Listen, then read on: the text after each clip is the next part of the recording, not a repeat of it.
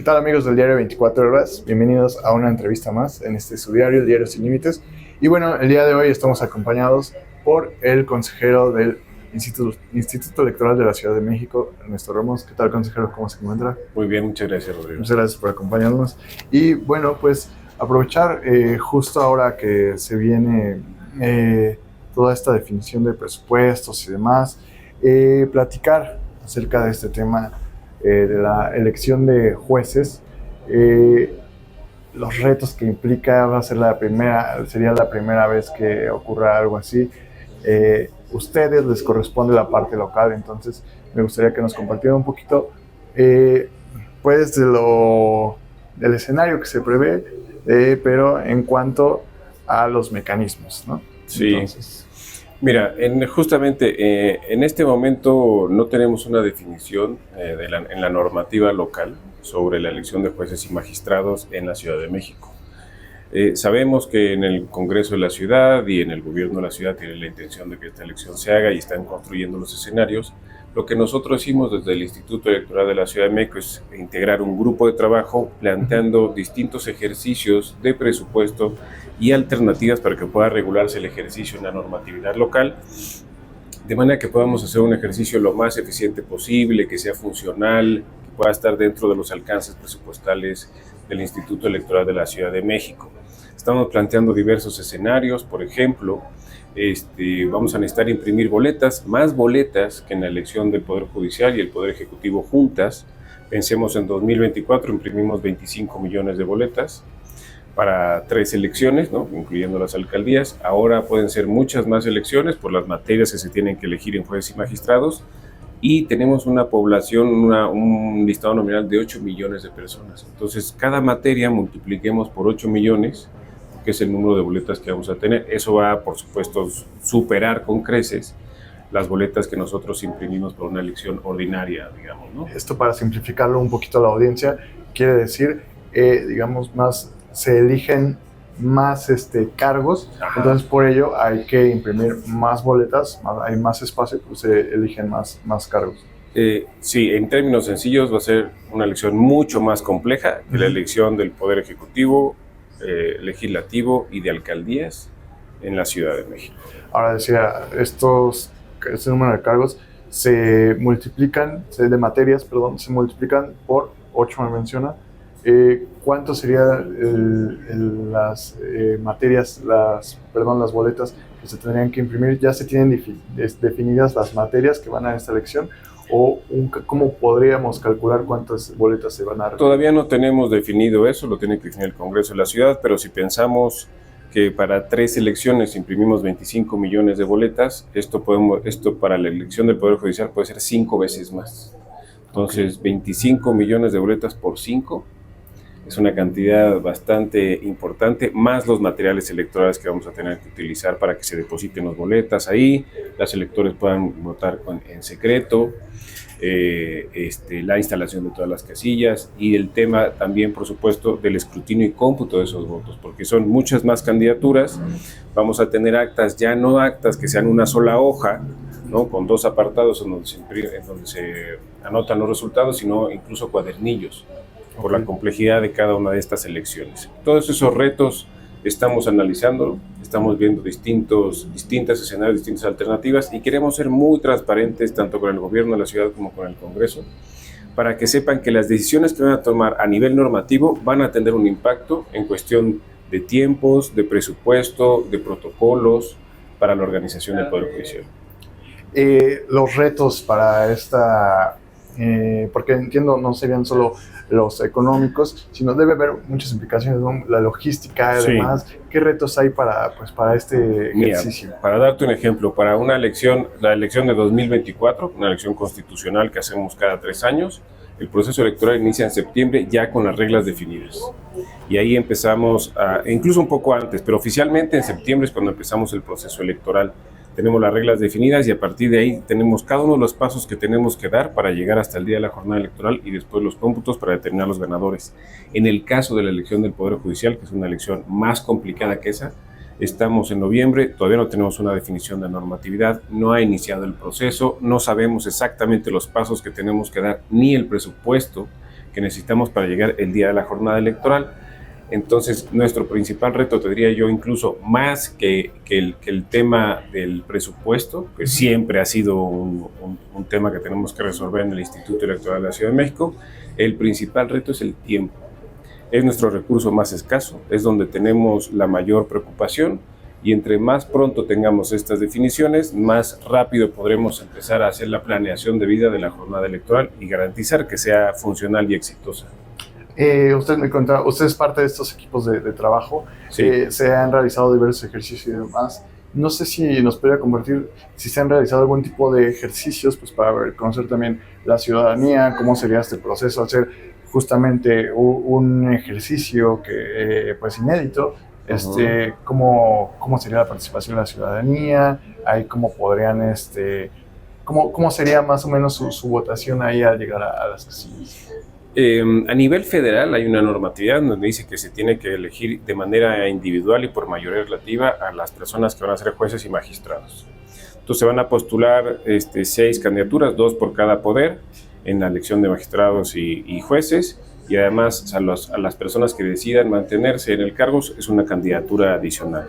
De entre todas esas opciones, a nivel federal, la ciudadanía tiene que elegir un número determinado de hombres y mujeres para cada uno de estos cargos y garantizar la paridad. Eso implica una complejidad que no se había vivido antes en las elecciones, en ningún tipo de elección en México. ¿Por qué? Porque implica que se hagan distintas marcas en una sola boleta. Cuando nosotros hacemos una sola marca, por ejemplo, aunque haya coalición o candidatura común, tú votas por una candidata o un candidato con su partido político, generalmente, y con eso cumples, doblas tu boleta, la depositas en la urna que corresponda, listo. Ahora puede haber una complejidad distinta. No necesariamente la legislación local va a estar igual que la federal, pero lo que tenemos definido en la federal es ese modelo de votación, ¿no? Okay. Si se hace más sencillo, va a ser más sencillo para la ciudadanía, les va a consumir menos tiempo en la casilla, en la mampara, incluso, donde votan en secreto, y eso podría hacer el proceso mucho más rápido.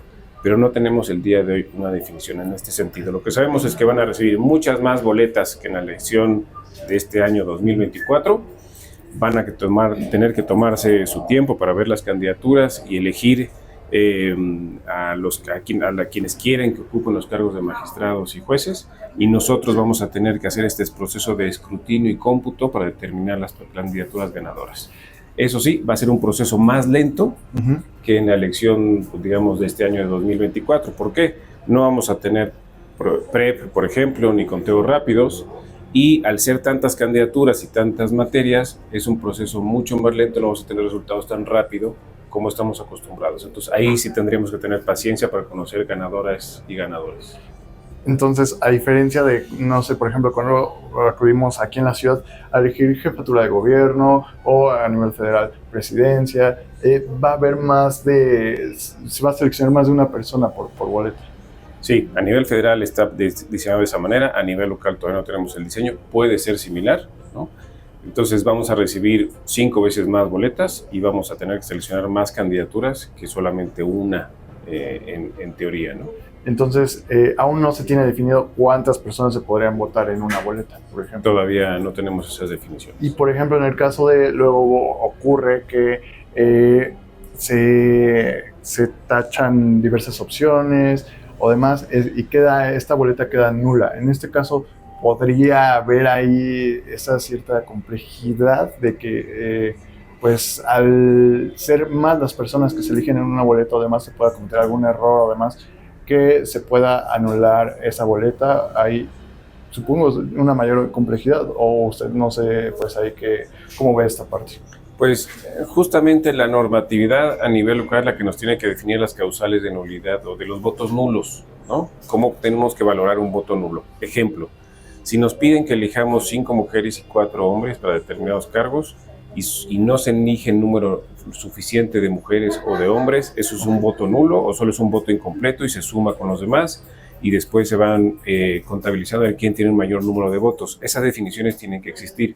Evidentemente, si tachan toda la boleta o es un voto en blanco, entonces eso se considera un voto nulo, ¿no? En cualquier lado. Pero al tener estas otras complejidades donde tienes que hacer más de una marca, tiene que definir la normatividad, cómo hacemos esa contabilización, cómo los consideramos al momento de hacer las asignaciones y demás. Ahora, son, como ya mencionamos, diversos cargos, diversas personas las que se eligen, diversas materias. ¿Cómo en las elecciones para jefatura o demás cargos hay cierto periodo, digamos, donde los candidatos pueden promover sus propuestas y demás? Aquí, ¿cómo será esa parte? ¿Cómo la gente podrá conocer a las personas que aparecerán en las boletas para jueces, magistrados y demás cargos locales? ¿Cómo será esa parte? ¿A quién le corresponderá? En primer lugar, tú sabes, en las elecciones ordinarias del Ejecutivo y Legislativo, los partidos políticos son los que nos presentan sus candidaturas. En este caso van a ser 3 comités, un comité del Poder Legislativo, un comité del Poder Judicial y un comité del Poder Ejecutivo, de los 3 poderes en la Ciudad de México, los que nos hagan estas propuestas y digan, estas son mis candidaturas para cada uno de los cargos que tenemos que elegir. Nosotros los registramos y los imprimimos, los nombres los imprimimos en las boletas para que la ciudadanía decida. Ya bien sea estos comités hacerlos públicos o nosotros a través de distintas plataformas. Tenemos una plataforma también que utilizamos este año donde pusimos todos los nombres de las candidaturas y las candidaturas tenían la posibilidad de llenar su CV, poner sus logros, poner sus ambiciones, sus propuestas, ¿no? ¿Qué han hecho? ¿Qué destacan de su candidatura? Y podríamos hacer un esquema similar para el caso de jueces y magistrados. Pero sí, solo sí, estas personas son las que deciden llenar esta información. Digamos, nosotros no vamos a hacer esa tarea, tienen que hacerlo cada una persona de manera individual y por supuesto también la norma nos tiene que decir hasta dónde podemos llegar en la difusión de estas candidaturas. Ok, perfecto. Pues suena a, no sé, nos mencionaba ahorita el tema del tiempo. Sí. Van marchas ahí forzadas, me imagino. ¿Cuál es el panorama para llegar a esa fecha, a este primer ejercicio? ¿Qué podemos esperar de este primer ejercicio? Que pues, como mencionamos, ya pues es algo inédito, ¿no? Sería la primera vez que se eligen estos cargos. Pues esperamos contar con la normatividad definida antes de que termine este año y por supuesto con el presupuesto que necesitemos a partir de los cálculos y escenarios que estamos haciendo por parte del gobierno de la ciudad y del Congreso, para que con ese presupuesto poder proveer a la ciudadanía de los materiales, los documentos, los insumos, los protocolos y las personas que van a ayudar en el campo a organizar esta elección, a contar los votos y a darnos los resultados. La participación de la ciudadanía es muy importante. Vamos a tener boletas para todas las personas que decidan participar y es importante que estos recursos, ya que se están invirtiendo, pues la ciudadanía decida acudir a las casillas, incluso como funcionarios de casilla o en distintos procesos también, pero por supuesto a votar y decidir, ¿no? Mencionaba, no están aún definidos los cargos, pero ¿cuántas boletas tendría en la mano el ciudadano a la hora de llegar? ¿Estas 8 que me menciona, materias? Podrían ser, digamos, unas 15 boletas, por lo menos unas 15 boletas en la Ciudad de México. Es lo que se tiene estimado al menos. Para la elección local, a esos tenemos que sumar las boletas de la elección federal que provea el Instituto Nacional Electoral. Perfecto. ¿No? Estamos pensando en ese rango, puede ser menos dependiendo de lo que diga la normatividad, pero en este momento pueden ser 15 boletas. 15 más los federales. Más los federales, sí. Ok. Será entonces, imagino, un proceso igual largo una vez en casillas, ¿no? Si el ciudadano tiene acostumbrado a hacer cierta fila, cierto tiempo a la hora de las elecciones ordinarias, pues me imagino por el número de cargos que se eligen, por el número de boletas, pues aumentará también el tiempo. Sí, calculamos que si una persona para llenar 6 boletas, digamos que 3 boletas locales y 3 federales, se tarda 4 o 5 minutos o tal vez un poco menos en la casilla, ahora se va a tardar pues 4 veces más, tal vez, 3 o 4 veces más, dependiendo de qué tanto atienda todas las opciones que tiene disponibles, ¿no? Pero sí, las filas pueden ser un tema, el tiempo que se tarden en las mamparas. Nosotros vamos a intentar proveer más mamparas, más canceles para que no se haga un cuello de botella, sino una mayor participación simultánea. Y por supuesto las urnas para que depositen ahí sus votos de manera secreta. Pues le agradezco mucho, consejero, y no sé si haya algo más que desee añadir, que desea compartir con la audiencia de 24 horas. Pues sobre todo que sigan de cerca nuestros procesos, ¿no? que conozcan que estamos trabajando en el Instituto Electoral de la Ciudad de México para hacer esta elección funcional con todas las complejidades que tienen. Es un ejercicio inédito, es un ejercicio mucho más complejo al que nos hemos enfrentado cualquier autoridad electoral, y necesitamos que la ciudadanía esté bien informada y confíe en las autoridades electorales también para este proceso. Pues le agradezco mucho por su tiempo y por compartir esta información frente a la audiencia de 24 horas. Y les agradezco a ustedes, amigos, por acompañarnos en una entrevista más. Y nos vemos en la siguiente. Muchas gracias.